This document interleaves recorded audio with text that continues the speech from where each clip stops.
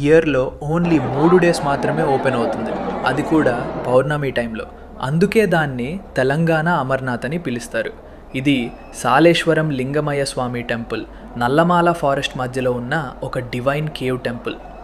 Office ఆయక ఈవినింగ్లో నేను మా cousin కలిసి బైక్ రైడ్ స్టార్ట్ చేశాం. Finally 11 PM Saleshwaram parking reach అయ్యాం.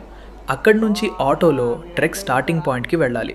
3 కిలోమీటర్ల ఛార్జ్ 30 రూపాయలు మాత్రమే. నెక్స్ట్ 8 కిలోమీటర్లు ట్రెక్ స్టార్ట్, అది కూడా నైట్లో.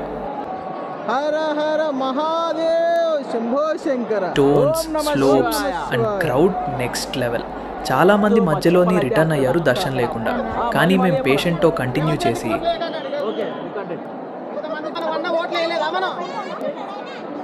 ఫైనల్లీ మార్నింగ్ 6:40 ఉదయంకి స్వామి దర్శనం దొరికింది.